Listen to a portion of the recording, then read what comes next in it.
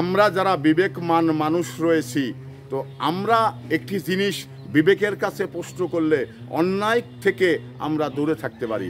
কারণ অপরাধ বোধ নিশিদিন মনের ভিতরে কাঁটার মতো বাঁধে। আমি একজনের অপরাধ করলাম, এই জিনিসটা কি কালকে ভুলে যাব?